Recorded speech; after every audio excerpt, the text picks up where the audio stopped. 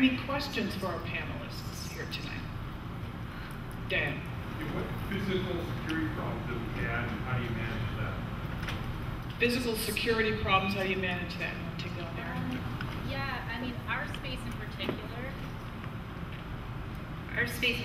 we have security cameras. We have key card access, so we have visibility to every single person that's coming in and out of that space. And also, when you're controlling the network they're on, you know exactly who's on the internet. So there's a lot of ways that we have visibility without totally being Big Brother and watching you all day long, that we can protect our members in the space. But it's also about working with your landlord or the property manager to make sure that all parts of the building are secure the way that they need to be to allow people to come in and out. One thing that I like to do when it comes to like having other people use our space, for example, like a film crew or an event planning company coming in to do something, have them get insurance on the space for whatever they're doing. I recently just had a film crew in 2 weeks ago doing something, and they fried our circuit on our printer and they broke somebody's monitor. All things that are totally complete violations of what we stand for, and if we didn't have that insurance, we would have ran into a problem. So, you know, it is an open space, you want to share it, but you also want to protect your members' things and the security of the space and what the nature of co-working in the space is. Is there any government funding or city tax abatements or anything of that nature that any of you have used? And is it, you know, what type, are you bootstrapping, or are you taking a loan, conventional loan, or some other way of financing the space? So our story, me and my partner Gina were both totally broke. Yeah, we didn't have any money, and we didn't have any investors. And so we financed it by pulling together 5 startups in the area who would sublease these rents, the offices within. And that got us to pay rent. We negotiated like a ramp up with our landlord. And so after 3 months, you know, we started to get membership and things started to grow from there. All of our furniture and stuff was donated from Craigslist. Our machine shop and some of the rest of the makerspace, a lot of it was donated. And then as time went on, we got corporate backers, Intel and BSP and HP, and we started raising sponsorship from the community. So by the combination of having office rentals and membership and then corporate sponsors, we're able to slowly upgrade our facilities. Thanks, because that's good to know. You have an interesting model. How do you do it? It's actually been member-based. There's no corporate funding, there's no government funding. It's community-run and is based on and grows according to the people involved, and people, though, are required to voluntarily pay, and we're paying rent. And I would say a future business plan has a lot to do with the changes that are taking place in the Jobs Act for crowdfunding and the ability to sell equity in a small business under equity crowdfunding.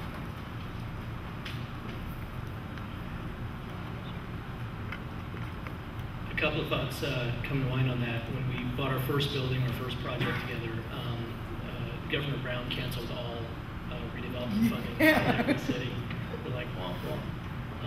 But you know, I think for these kind of spaces, the landlord should be the first and last stop. Actually, okay. It's enormously easier in capital markets to raise capital from investors for real estate because of its stability, its collateral, than it is for service businesses.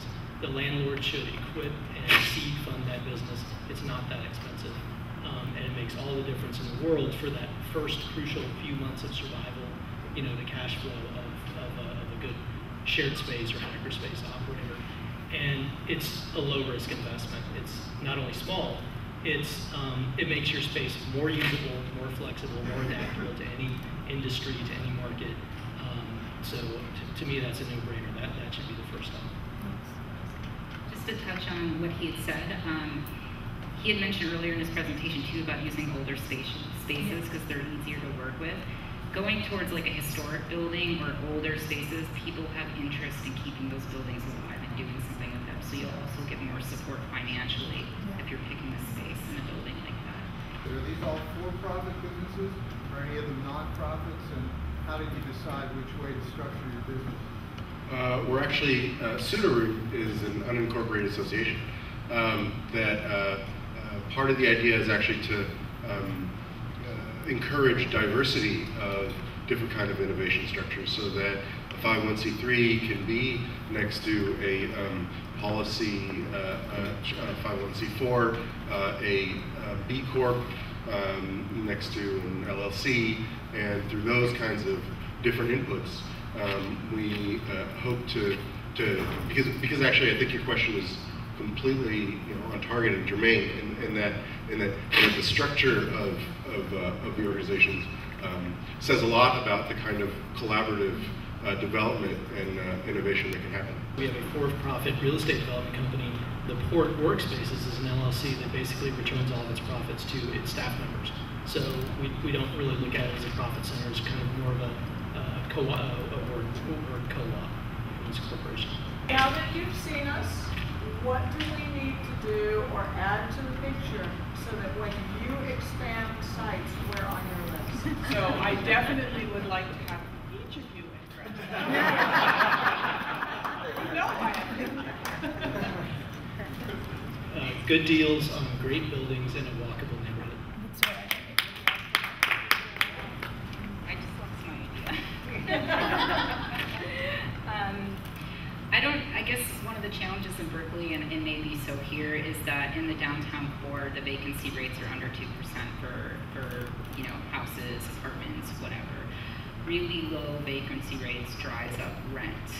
So what Berkeley is doing is putting more residential housing in the downtown core, housing that's attracting people, with 100K plus income, people that have disposable income. You bring educated people, professionals to your town, to the core of your city that don't want to travel all the way to the South Bay to get to work. They want to have a family life with a cheaper house, with a better income base, everything. If you get those type of people to your city core, there will be people for us to have in our space and drive that business.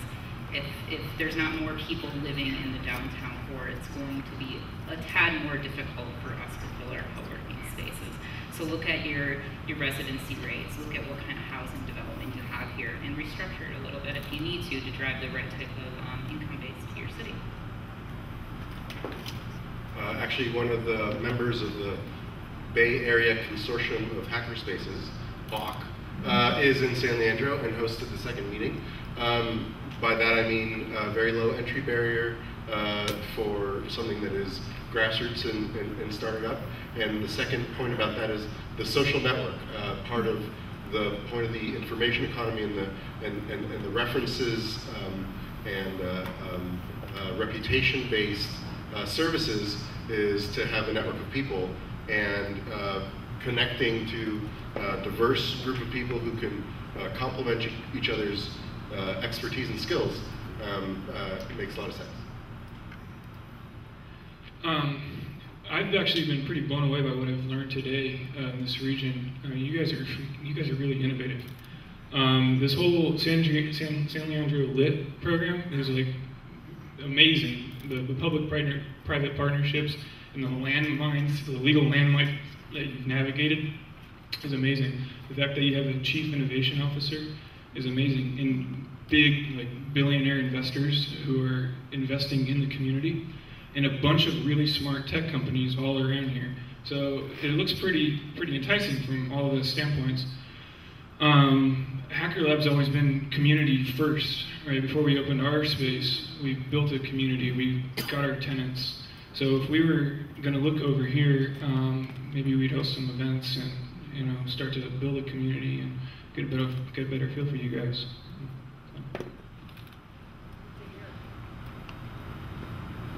Karen. I'm curious to hear anyone's perspective, or everyone's perspective, on where this industry is going. It's an emerging industry, the co-working industry, if we can call it that, because it's not even completely formed yet.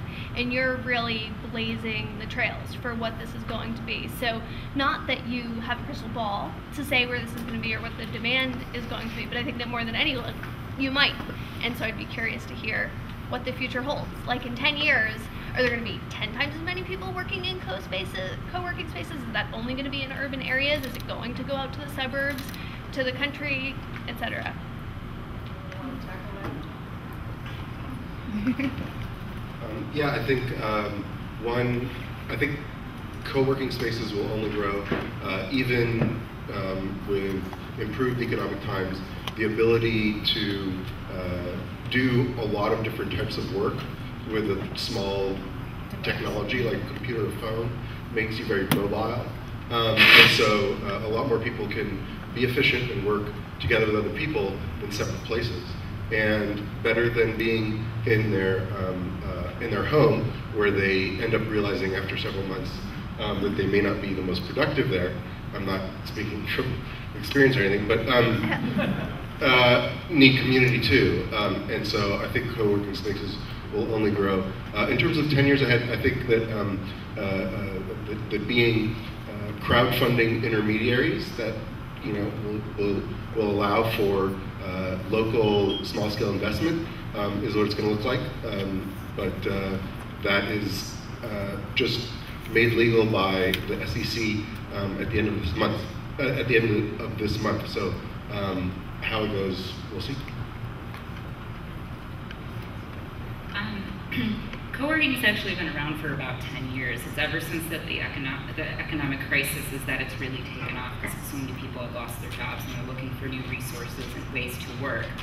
In 10 years, it's going to be even bigger than it is now, and I think it's going to grow even faster. You totally got it right when you're talking about suburbs and other different parts of the country. Where most co-working spaces are now in big metropolis cities, and a lot of people feel like if to get a good job, to make a good income, they have to move to this city where the rent's $4,000 a month and they have a family. They don't know how they're going to do it, but they feel like that's where the opportunity is. Co-working spaces are trying to change that. We want to put co-working spaces in little towns like Boise, Idaho, or Buffalo, New York, and say you can stay with your family, you can stay home, you can have the life you want, you can still have all these resources, and still have the ability to connect and interact with people throughout the whole entire country. So it's about keeping people where they are, keep them happy, don't make them feel like they have to change their whole life. If we can keep providing these centers of resources for everyone, you're not going to have to feel like you have to move to New York City or to San Francisco or Chicago to make a living for yourself in the society. And I think as NextSpace, that's our goal, and that's our next move, is smaller towns. You don't always have to be in a big place to be successful.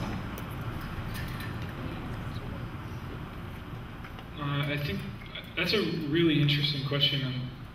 I don't try to predict the future. We started Hacker Lab because there was a definite need for it. But that being said, and even with especially with Hacker Lab, I don't necessarily consider it a co-working space. Yes, there's co-working as a component of it.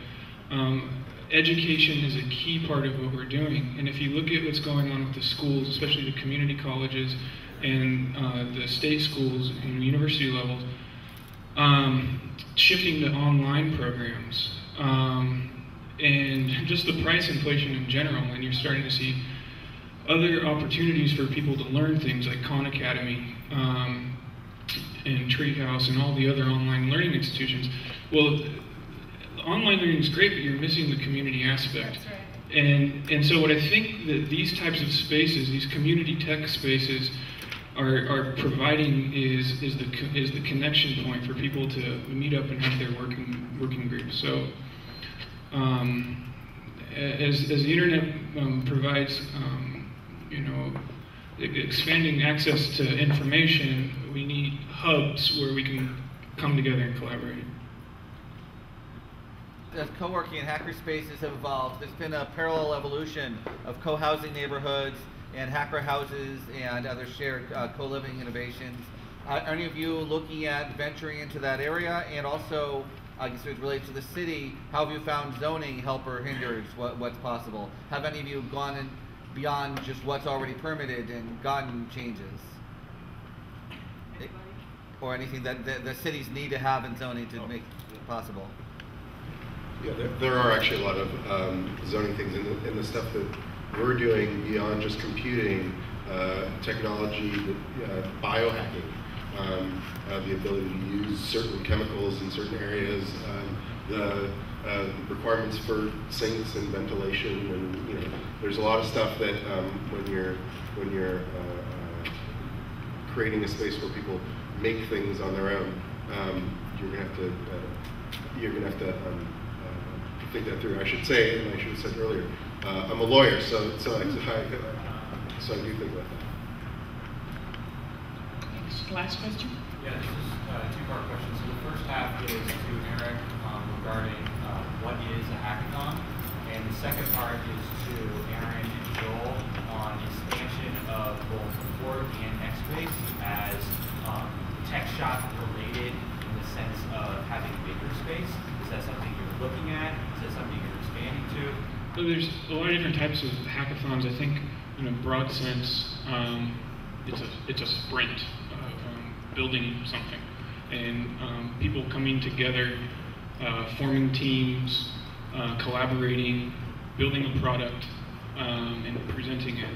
So it's very much a way for people to meet one another, to collaborate with people with different skill sets, and to innovate new products. So there's software-focused hackathons, hardware-focused, data-focused hackathons, all sorts of ways to spin the thing, but in general, you can hack just about anything. Yeah. An idea hackathons for non-techies. So I hear what you're saying, and that those type of questions come up all the time. For very specific industries like that, it has to be around the right space. For something like a manufacturing kind of fabricating space, I would think something more industrial would be appropriate for what you're looking for. It's also about finding a community or a center where you know you can fill that space up with people.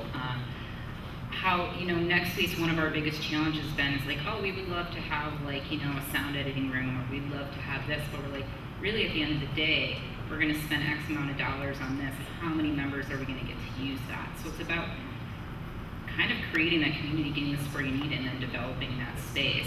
A lot of, especially in Oakland, there's like a lot of art galleries and like acupuncture clinics and all sorts of different, artistic beings that are coming together in these community groups and opening these co-working spaces of a different kind that aren't like traditional office setups. And there's a lot of networking. And if you just search the word community and maybe put fabricators, I bet you'll find something in the East Bay and find somebody trying to do it. It's such a movement right now, and it's just blowing up everywhere. And honestly, when you think about it, before like, the 1900s, everything was we did everything as a community, back in England in the 1600s, it was the church that was the center of the community, and everybody helped build your house, and everybody helped do this, and they all teamed up and did everything together. The world's coming back to that now.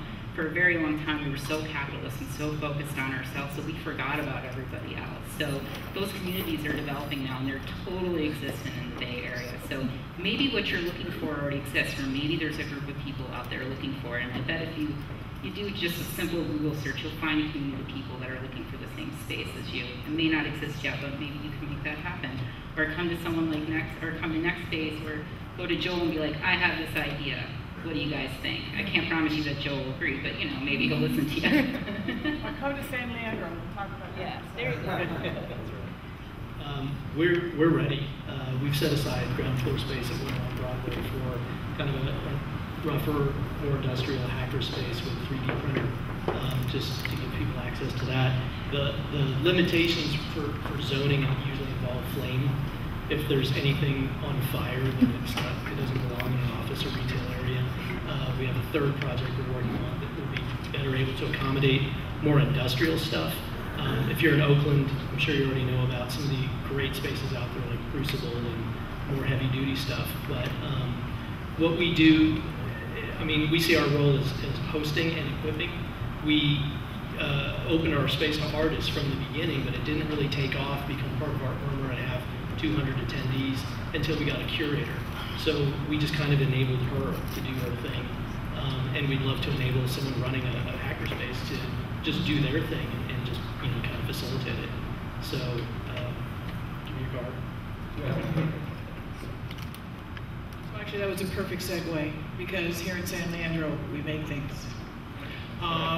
We really make things, and we have this wonderful opportunity to create a center of innovation in a place called Westgate, which you may know as Home Depot and Walmart.